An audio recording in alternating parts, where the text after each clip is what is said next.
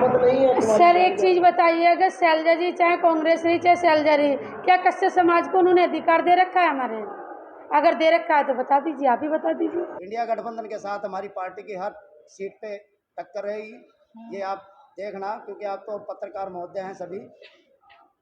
ऐसी मात इनको देंगे कि इनको समझ में आ जाएगी इंडिया गठबंधन को कि तुष्ट इसलिए है कि जिन लोगों को ये काम होने चाहिए काम नहीं हो रहे। जी आपका यहाँ आज मानव सेवा संघ में पहुँचने का बहुत बहुत धन्यवाद।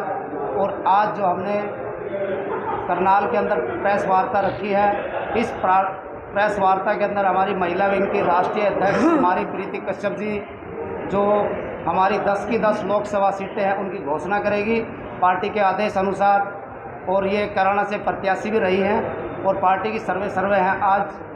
तो आज इस विषय में हम लेकर के यहाँ पे आज हमारी प्रीति कश्यप जी हमारी पार्टी की 10 की 10 सीटों की घोषणा करें। इससे पहले कितनी बार लोकसभा चुनावों के अंदर आपने अपने प्रत्याशी उतारे हैं या फर्स्ट टाइम में आप पहली बार? हरियाणा में तीसरी बार चुनाव पार्टी लड़ने जा रही है और टोटल लोकसभा की सीटें 40 उत्तर प्रदेश से लड़ने जा रही है। टोटल कुल मिलाकर 40 सीटों पे। सर क्या मुख्य एजेंडे आप हरियाणा में पार्टी लेकर आए हैं? मुख्य एजेंडे क्या है? हमारे मुख्य एजेंडे हैं पार्टी के तो बिजली, सिंचाई, पानी, खाद, बीज मुफ्त पार्टी की तरफ से दिया जाएगा जब पार्टी सत्ता में आएगी। प्रत्येक हर घर को बेरोजगार को 5,000 रुपये मासिक अनुदान देने का पार्टी काम करेगी। पेट्रोल 40 रुपये देने का काम करेगी और डीजल 35 रुपये देने का काम करेगी। प्रत्येक ज़िले में 2 उद्योग खोले जाएंगे जो बेरोजगारी खत्म होगी। सर सही नहीं बन रही। रसोई गैस सिलेंडर 300 रुपये देने का पार्टी काम करेगी। प्रत्येक ज़िले में 2 लघु ट्रेनिंग सेंटर खोले जाएंगे जो बेरोजगारों को रोज़गार मिले। झोपड़ी में या कच्चा मकान जिस परिवार का है उसको पक्का मकान बनाने का काम करेगी पार्टी। किसानों को 5 लाख रुपए बैंक द्वारा कर्ज माफ़ करेगी पार्टी।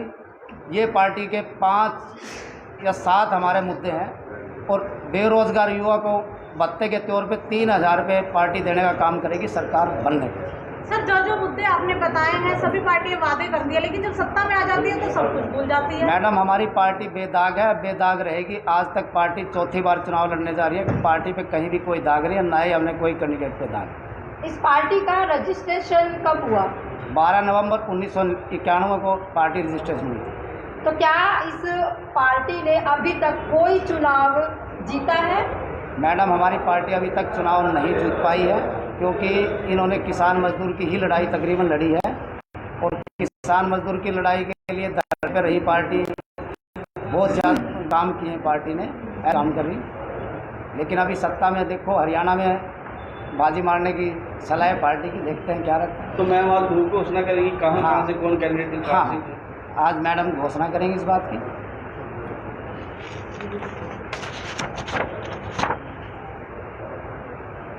मैम बताइए आज कहाँ से कौन कैंडिडेट कर रहे हैं आप? सबसे पहले तो यहाँ पर आए हुए मेरे सारे पत्रकार भाइयों का तहे दिल से मैं स्वागत करती हूँ।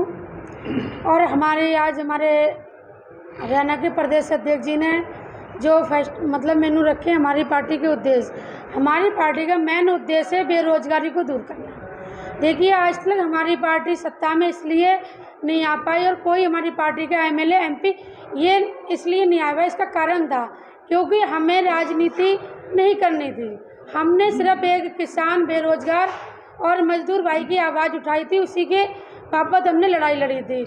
लेकिन जब हमने ये देखा कि सत्ता के बिना कुछ नहीं हो सकता है, तब जाकर के ये पार्टी के हाईकमानों ने निर्णय लिया बैठ करके भाई हमें सत्ता में आने और चुनाव लड़ने की आवश्यकता है। अगर हमारे यहाँ से प्रत्याशी जीतते हैं तो हमारे प्रत्याशियों का मेन काम रहेगा बाहर से कंपनियां करनाल के अंदर लाने का काम करेगी। जो हमारे बेरोजगार भाई हैं उनके लिए रोजगार दिया जाएगा और ब्लॉक वाइज सिलाई सेंटर खोले जाएंगे जिससे हमारी जो माताएं बहनें हैं जो घर पे बैठी हैं वो घर बैठ के अपने ही ब्लॉक में काम कर सके और अपने परिवार को चला सके। मैम इससे पहले धरातल पर क्या कुछ काम किया है? हमने हमारी पार्टी ने बहुत काम किए हैं। सिरसा के अंदर हमने मकान भी बना के दिए हैं, जींद के अंदर भी मकान बना के दिए हैं। हमने ऐसा नहीं मजदूर की हमारी पार्टी का जितना पार्टी हमारी सक्षम है उतना हमने काम करा है। सिर्फ लोकसभा सीट पर चुनाव लड़ोगे या विधानसभा सीट पर? लोकसभा पे भी लड़ेंगे जी, विधानसभा पे भी लड़ेंगे। प्रीति जी, आपका ये 5वां चुनाव है, जहाँ तक हमारे पास सूचना है 5वां चुनाव है। इससे पहले 4 चुनाव आप लड़ चुकी हैं, तो उनका क्या रुझान रहा? देखिए, कोई भी चीज़ है पहली बार में तो कामयाबी मिलती नहीं है, और हमने जहाँ से भी चुनाव लड़ा है, कहीं से मैं 34,000 वोट मुझे मिले थे फर्स्ट विधानसभा में, सेतुपुर विधानसभा से जब मैंने चुनाव लड़ा था। सेकेंड बार 2018 में मैंने जब कराना लोकसभा से चुनाव लड़ा था, वहाँ मेरे लिए 17,800 वोट मिले थे। और जब क्या कहते हैं ये लोकसभा का चुनाव करना आंवला लोकसभा से लड़ा था, वहाँ पर 54,000 कुछ वोट मिले था मेरे लिए। अब करनाल की जनता से क्या अपील करना चाहेंगे प्रीति जी? पार्टी के टोटल कितने सदस्य हैं? टोटल सदस्य बताइए आप कितने सदस्य हैं? कम से कम हमारे सदस्य मान के चलिए, अगर छोटे बड़े लगा के बात करें तो कम से कम 25 से 26,000 हमारे पार्टी के सदस्य हैं। मैम, करनाल की जनता से क्या अपील करना हम चाहेंगे? देखो, करनाल की जनता से एक ही अपील करेंगे, उनका मतदान जो केंद्र और राज्य दोनों चलाते हैं, वोट उसको देना। सभी भाइयों से एक ही उद्देश्य और एक ही प्रार्थना करूंगी कि उसको वोट देना जो आपके काम आए, जो आपका विकास करे, जो आपको रोजगार। करनाल से कौन लड़ने वाला है? करनाल से सोनू छोकर जी हमारे मैदान में रहेंगे, जो कि पानीपत से हैं, और क्या कहते हैं मतलब बहुत ही ज़्यादा मेहनती हैं। उन्होंने करनाल में पानीपत के अंदर भी बड़े अच्छे काम करे हैं, गलियों में अपने। हाँ जी, आए हैं, बिल्कुल आए हैं, हमारे साथ ही बैठे हैं। अधिकतर कश्यप समाज जो है तुम्हारी शैलजा जी पर विश्वास करता है, उन पर अपनी वो जताता है, तो आप क्या उनसे सहमत नहीं है? सर एक चीज़ बताइए, अगर शैलजा जी चाहे कांग्रेस रही चाहे शैलजा रही, क्या कश्यप समाज को उन्होंने अधिकार दे रखा है हमारे? अगर दे रखा है तो बता दीजिए, आप ही बता दीजिए।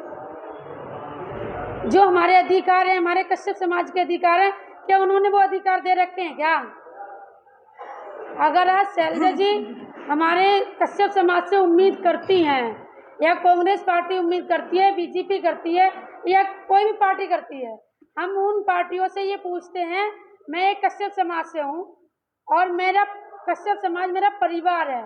मैं ये पूछना चाहती हूँ सारी पार्टियों से, कौन सी पार्टी ने हमारे कश्यप समाज को मान सम्मान दिया है और हमारे अधिकार दिए? राजनीतिक पार्टी से क्या आप कश्यप समाज की तरफ से क्या मांग?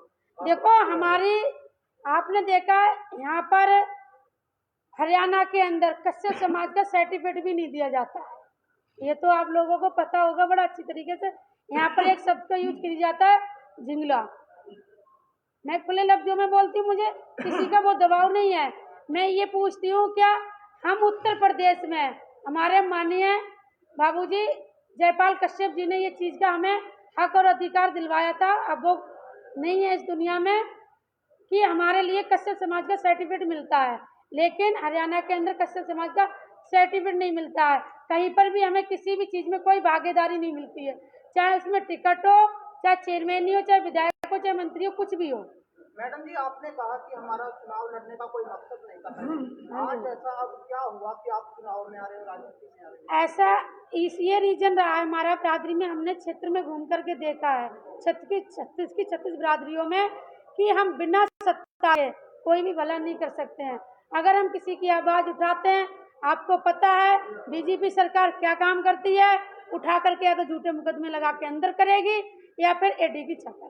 कहाँ थे आप पहले की जनता के बीच में? देखो, हम तो बिल्कुल थे जी। अब मैं तो अपने उत्तर प्रदेश में काम कर रही थी, क्योंकि पहले मेरे पार्टी का उत्तर प्रदेश अध्यक्ष का पद था, राष्ट्रीय का पद नहीं था। मेरे को राष्ट्रीय का पद अभी 6 महीने पहले मिला है। चुनाव नजदीक है तो उभर के आ रही है आपकी पार्टी? नहीं जी, पार्टी ने काम कर रखा है। ये हरियाणा में 4था 5वां चुनाव लड़ने जा रही है। बड़ौदा से उपचुनाव भी लड़ा है, सिरसा से हमने ये क्या कहते हैं जिला पंचायत के भी चुनाव लड़ाए हैं। तो क्या दावा करती हैं आप लोकसभा चुनावों में, आप क्या दावा करती हैं? हम लोकसभा चुनाव में यही दावा करेंगे, हमारा कैंडिडेट अच्छी फाइट करके निकलेगा। आपकी पार्टी का कोई सिंबल है? अभी तो हमारी विधानसभा में सिंबल है ऑटो का हमारा।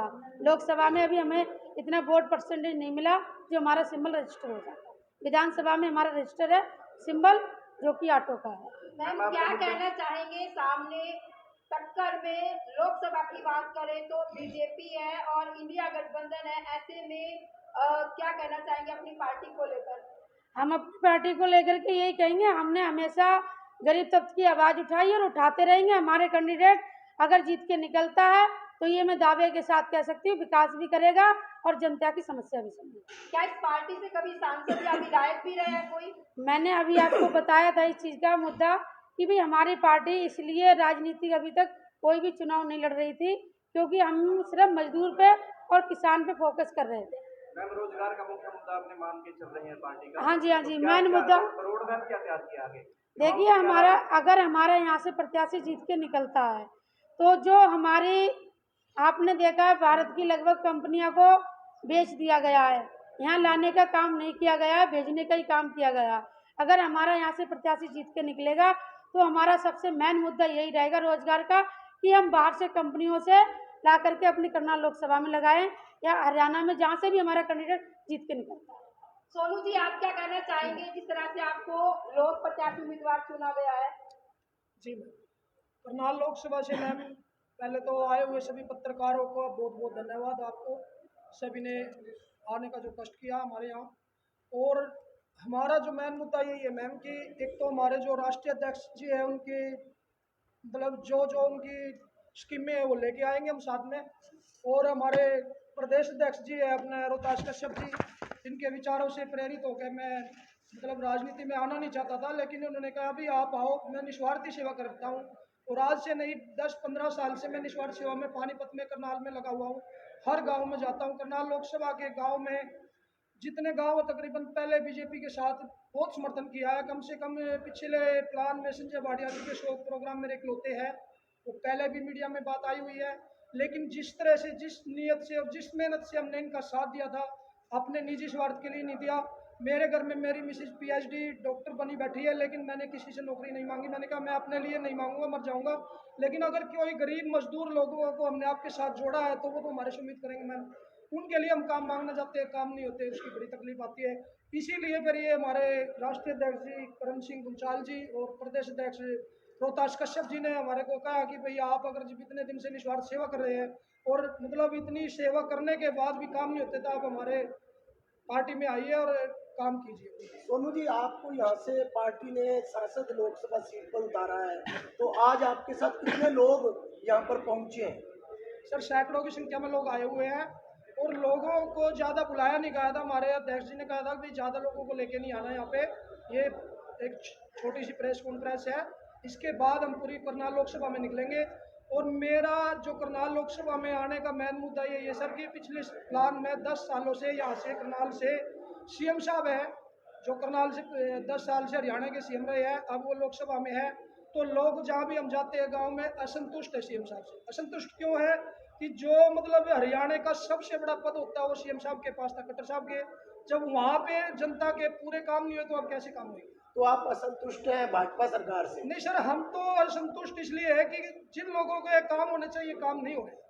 जी, तो अब हमारी जो मेरा मेन मुद्दा राजनीति से मैं बहुत दूर रह के निस्वार्थ सेवा करना चाहता था, और राजनीति में भी अगर आया हूँ तो निस्वार्थ सेवा के लिए ही आया हूँ। मैं सबसे पहले तो एक OBC समाज से आता हूँ, गरीब किसान वर्ग से आता हूँ। आज तक करनाल लोकसभा से ये सम्मान किसी ने दिया ही नहीं, किसी भी पार्टी ने करनाल लोकसभा से OBC समाज को, किसान को। और अगर जाति के हिसाब से देखा जाए तो मैं OBC गुर्जर समाज से आता हूँ। करनाल लोकसभा में 150 गाँव की लिस्ट मेरे पास है जो गुर्जर समाज की है। और बात सिर्फ एक समाज की नहीं करता, मेरे जहाँ भी प्रोग्राम हुए, जहाँ भी मैंने सभी को साथ लेकर चलाऊँ, और आगे भी पूरा किसान वर्ग मेरे साथ है। सभी के सहयोग से ही मेरे को इन्होंने आशीर्वाद दिया अध्यक्ष जी ने। तो मेरा मेन मकसद, मेरे 2-3 काम जो मैंने सोचे हुए हैं, एक तो हर घर रोजगार की मेरी स्कीम है। एक मेरी माता जी को कैंसर में, मेरी माता जी गुजर गई थी, बहुत तकलीफ देखी है, मैं रोया हूँ अपनी माँ के लिए। तो मैंने मकसद, मेरी सोच ये है कि करनाल लोकसभा में फ्री कैंसर हॉस्पिटल बनाऊंगा, अगर मेरे को भगवान की कृपा से अगर ये जिम्मेवारी मिल जाती है। और रोजगार के लिए सोचा हुआ कि भाई जितनी अभी हम शहर में देखते हैं आवारा पशु बहुत सारे घूमते हैं, उनसे चोट भी लगती है, वो पनियाँ खाते हैं, तकलीफ भी होती है कि गौ माता पनियाँ खा रही है। तो इसके लिए भी मैंने स्कीम एक सोची है कि जितने भी किसान वर्ग है, जितने भी पशुपालक है, सबका गोबर मैं 10 रुपये किलो खरीदूंगा और उससे ऐसा प्लांट लगाऊंगा जहाँ जहाँ जितने भी बेरोजगार है सबको रोजगार दिया जाएगा। इससे पहले भी कभी लोकसभा विधानसभा? नहीं सर, मैं तो मेरे परिवार से कोई राजनीति में नहीं है और मेरा भी मकसद नहीं था, लेकिन मैं इतनी जी तोड़ मेहनत की है पिछले प्लान में इन नेताओं के साथ अब जिन लोगों को मैंने जोड़ा, सैकड़ों नहीं हजारों की संख्या में लोगों को जोड़ा हूँ, अब वो लोग काम लेके आते, काम उनके नहीं होते, तकलीफ होती है। ऐसा नहीं लगता कि पार्टी के साथ अब आप जैसे सांसद सीट पर खड़े हो रहे हैं तो वोट बैंक जो है आपका खराब भी हो सकता है? नहीं सर, क्योंकि लोग जानते हैं कि ये निस्वार्थ सेवा करते हैं, मेरा कोई स्वार्थ नहीं है। पानीपत में 3-4 संस्था चलाता हूँ, आज तक बेदाग है। कोई एक आदमी भी आगे है कि दो संस्था में 2 रुपये चंदा किसी से लिया, किसी आदमी से लिया, फ्री दवाइयाँ बांटते हैं। मेडिकल में कोरोना में बहुत सारा काम किया है। और राजनीति को सिर्फ इतने दिन ही करना चाहूंगा जितने दिन जो मैंने काम सोचे वो काम होने के बाद, चाहे कुर्सी कोई बैठो, मैंने कुर्सी। चलिए, प्रदेश अध्यक्ष रताश कश्यप जी, आप क्या कहना चाहेंगे? कैसे आपको क्या एजेंडा रहेगा? सर, हमने अभी तो मैडम ने आपको बता दी है, लेकिन हमारे जो प्रत्याशी टोटल हमने आज 10 प्रत्याशी मैदान में किए, और उनमें नाम मैं आपको एक एक का नाम बता देता हूँ। अम्बाड़ा सीट से जिशन दास रंगा जी हैं, सिरसा से रितु रानी जी हैं, करनाल से सोनू छोकर जी हैं, पहलवान जी हैं, रोहतक से इंद्रसान एडवोकेट वकील है, हिसार से सावन कुमार वाल्मीकि हैं, कुरुक्षेत्र से गोपाल वर्मा जी हैं, बिहानी महेंद्रगढ़ से विजय शर्मा जी हैं, और सोनीपत से नरेश कश्यप जी हैं, जो न्याय मोर्चा उपचुनाव से, करनाल उपचुनाव से पार्टी आदेश पर खुद यहाँ से प्रत्याशी हैं। अध्यक्ष जी, एक बड़ी बात है कि जनता के बीच में अभी जिस तरह से बीजेपी पार्टी है, जनता के हम रूबरू होते रहते हैं। जनता को अगर टटोला जाए तो उनके सामने 2 ही पार्टियां नज़र आती है, इंडिया गठबंधन और बीजेपी। तो ऐसे में जो राष्ट्रीय मजदूर एकता पार्टी है, जनता के बीच में कैसे अपनी पहचान बना पाएगी? राष्ट्रीय मजदूर एकता पार्टी उस पार्टी का नाम है जो मजदूर और किसान की ही लड़ाई लड़ती है। बाकी सभी पार्टियां, चाहे कांग्रेस है इसमें, चाहे इंडिया गठबंधन जो आपने बताया, इंडिया गठबंधन के साथ भी हमारी बात हुई थी। इंडिया गठबंधन जैसी पार्टी तो झूठी है ही नहीं, क्योंकि उसमें मैंने काम भी करके देखा, मैं पार्टी में रहा हुई हूँ। और बीजेपी पार्टी का आपने पता, दिल्ली किसी किसान को बढ़ने नहीं दिया था। दिल्ली की इनकी तो बगावत इसलिए बीजेपी पार्टी की, और ना ही कोई बीजेपी ने काम करके दिखाया। किसान बेचारे वहाँ किलों पे सोए हैं, हमने वहाँ उनकी लड़ाई लड़ी है, उनके बीच में रह गए। तो किसानों इनकी बीजेपी की तो बात ही मत करो, बीजेपी से मतलब बहुत पीछे हमारी पार्टी से। इंडिया गठबंधन के साथ हमारी पार्टी की हर सीट पे टक्कर रहेगी, ये आप देखना, क्योंकि आप तो पत्रकार महोदय हैं सभी। ऐसी मात इनको देंगे कि इनको समझ में आ जाएगी इंडिया गठबंधन को कि राष्ट्रीय मजदूर एकता पार्टी को कैसे आपने बात की थी। आपका इंटरव्यू देखा था मैंने, तो उसमें एक पत्रकार को आपने ये कहकर संबोधित किया था कि हमारे सामने जो टक्कर में है वो बीजेपी है। हाँ, वो बीजेपी वहाँ पे कैराना लोकसभा में टक्कर में थी जी। कैराना लोकसभा में हमारी टक्कर थी बीजेपी से, लेकिन बीजेपी तीसरे चौथे नंबर पे चलेगी, फिर बाद में इंडिया गठबंधन टक्कर में आया। तो मैम कुछ कहेंगे आप? शायद राष्ट्रीय से आपका नाम प्रेस वार्ता की है, कुछ कहना चाहेंगे आप? देखो, कहने के लिए तो मैं यही कहना चाहूँगी अपने पूरे हरियाणा के सारे बंधु और भाई बहनों से कि उनका मत बहुत ज़्यादा कीमती है, उसको सोच समझ के करें। और जो फिर वही बात दोहराऊंगी, जो उनका काम करे, जो उनका विकास करे, जो उनको रोजगार दे, वोट उसी को दे, चाहे उसमें हम हो चाहे कोई हो। सहमत नहीं है?